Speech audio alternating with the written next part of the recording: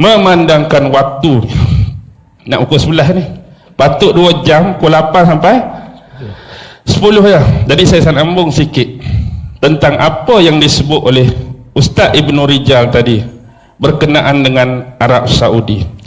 Satu benda aja, bila hari itu Donald Trump umumkan tentang penguasaan terhadap Baitul Maqdis atau Jerusalem, sebelum ni nampak tak kita permainan-permainan dan agenda-agenda yang berlaku sebenarnya untuk melorongkan satu track. Ni pandangan saya dan pengamatan saya.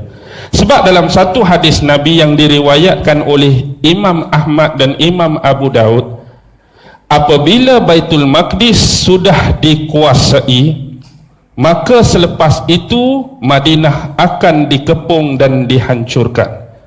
Dan selepas Madinah dikepung dan dihancurkan, akan berlaku pertempuran yang besar. Selepas pertempuran yang besar akan berlaku penaklukan Konstantinopel. Dan bila berlaku penaklukan Konstantinopel, masa untuk Dajjal keluar sudah tiba. Kita tengok step ada 5 tadi. Mula-mula penguasaan Baitul Maqdis. Bila dah benar-benar totally Baitul Maqdis dikuasai oleh musuh, maka mereka akan mula mencari peluang untuk menjahanamkan Madinah. Bila Madinah dah dikepung, Madinah dah dihancurkan, pertempuran besar akan berlaku. Selepas pertempuran besar berlaku, akan berlaku penaklukan Konstantinopel yang keempat. Bila Konstantinopel dah ditaklukkan, Dajjal akan keluar. Sekarang kita lihat, bila mereka betul-betul dah menguasai Baitul Maqdis, dalam agenda The Hidden Hand, Baitul Maqdis ini akan dirajai oleh siapa di akhir zaman? Akan dirajai oleh siapa? Mereka tunggu siapa? Mesiah yang terakhir, the false Messiah, Dajjal. Kita bayangkan kalau mereka dah dapat Baitul Maqdis, Dajjal akan duduk di sini. Sekarang ni Dajjal akan keluar dari mana? Dajjal akan keluar dari bumi Isfahan, dan di belakangnya ada 70,000 Yahudi yang memakai toya lisa. Isfahan di mana? Iran, Baitul Maqdis, ini low dan ini track laluan dia. Keluar daripada kawasan Isfahan, jalan dia nak pergi sini. Jadi sebelum Dajjal keluar, laluan-laluan ni harus dicantas lebih awal. Nampak tak? Sebelah Iran, Iraq, beres dah ke? Hancur, kucak-kacir dah. Sebelah tu Syam, Syria, hancur, kucak-kacir dah. Maksudnya laluan dan track ni dah jelas. Tapi satu benda terhalang, Arab Saudi di dalamnya ada Mekah dan Madinah. Jadi bila mereka dah benar-benar menguasai Baitul Maqdis, tunggulah masa untuk Madinah akan tiba. Sebab sekarang di atas gunung bergaram Jabal Habsyi sudah ada apa? Yang kita katakan sebagai istana Dajjal. Dia tak boleh masuk. Dia tak boleh masuk ke bumi Madinah. Tetapi juga Rasulullah menyebut bahawa satu masa, ingat tak hadis tentang ketukkan kaki Dajjal 3 kali tu.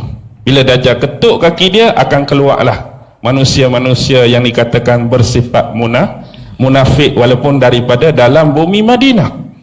Ketukan yang kedua akan keluar lagi lelaki-laki dan perempuan. Ketukan yang ketiga keluar lagi. Yang tinggal yang betul-betul beriman saja. Walaupun kita rasa safe di situ, selamat di situ, tapi kalau yang kita tu ada bermasalah, kita juga akan terkeluar dan menjadi pengikut-pengikut Dajjal. Jadi bila mereka dah menguasai Madinah, otomatik laluan ni makin senang. Terus saja. Lalu ke Iraq, lalu ke Syam, lalu ke Arab Saudi, terus ke Israel. Anda nampak tak benda ni? Jadi permainan yang dibawa ialah Wahabi vs Syiah. Orang hak lawan Wahabi akan dituduh Syiah, orang hak lawan Syiah dituduh Wahabi. Kita hak duduk tengah ni yang kena ya?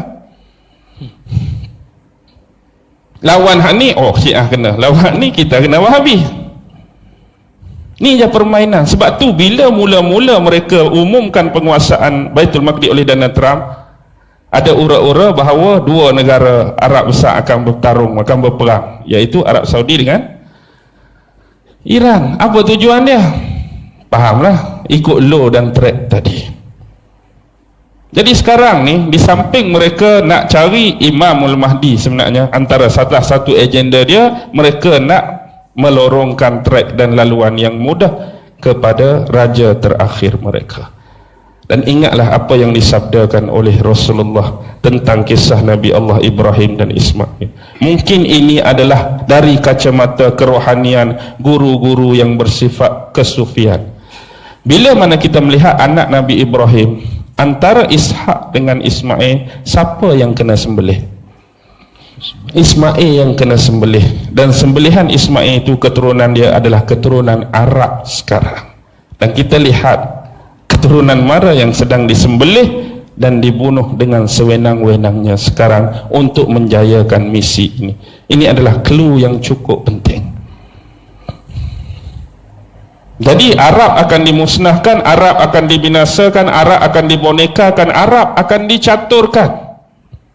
Dan Allah juga ada perkiraan dan perancangan sendiri.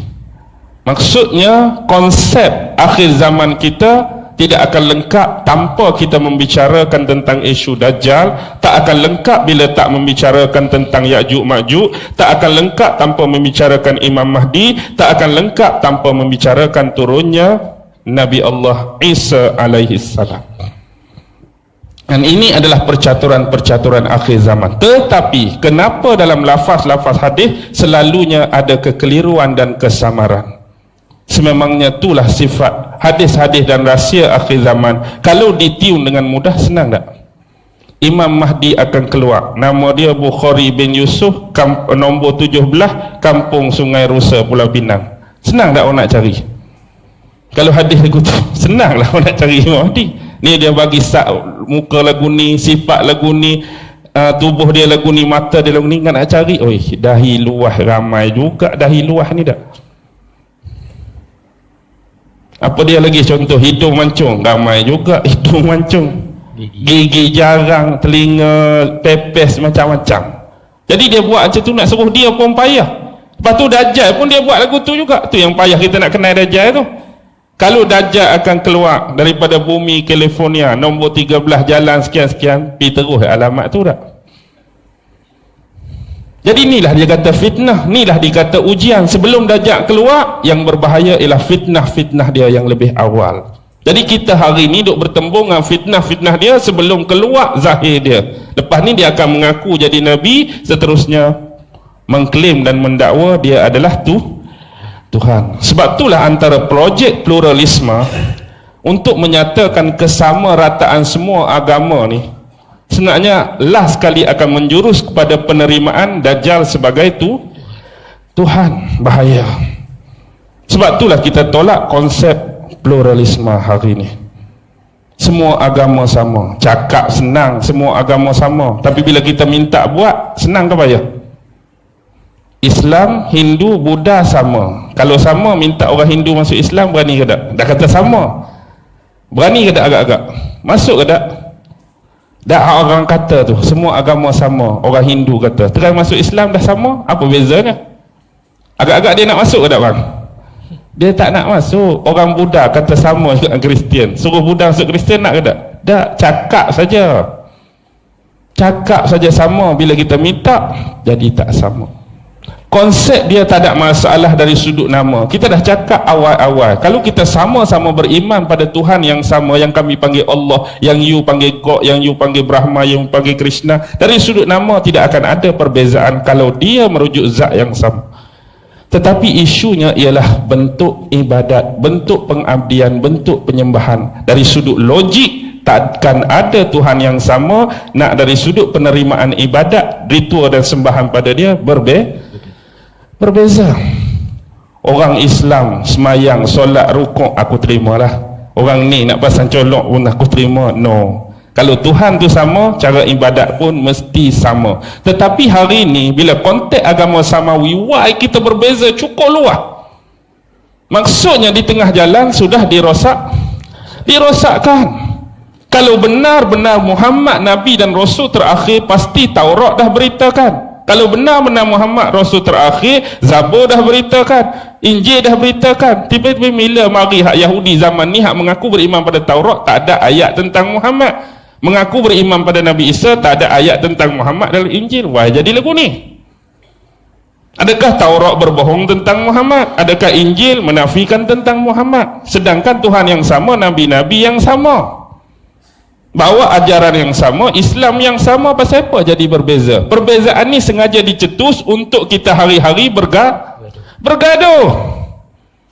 Kalau dia buat jangan ganggu, jangan kacau, tak ada masalah, kita tak bergaduh. Ni kita perlu wujudkan perbezaan, kita perlu wujudkan ketidaksamaan, kita perlu wujudkan provokasi, agar hari-hari hak ni kata dia paling bagus, Nabi kami paling baik, hak ni paling bagus, ajaran kami paling baik, hari-hari duk bergaduh. Sebenarnya hak tolong bergaduhkan kita ni hak tak ada agama pun. Dia yang nak menggaduhkan kita atas isu agama, isu aliran, isu parti, isu puak, isu kumpulan. Sampai hari ni pun kita duk terkekang dengan sistem ni, duk bergaduh hari-hari. Hak duk relax geng-geng dia lah, hak duk kau untung tak? Faham ke tak ni? Ha? Jerkah sikit nak pukul 11 ni, kok tidur tak? Boleh faham lah? Alhamdulillah. Jadi saya harap saya akhiri pada malam ni sebelum saya bagi rumusan bagi Kak Ustaz Rijal lah, rumusan malam ni. Jadi saya harap kita semua hadirin hadirat dapat memahami dengan baik tentang tajuk kita, tema yang kita angkat dan kita canang ni tersurat dan tersirat. Apa yang baik datang daripada Allah, yang lemah dan kurang datang daripada diri saya sendiri.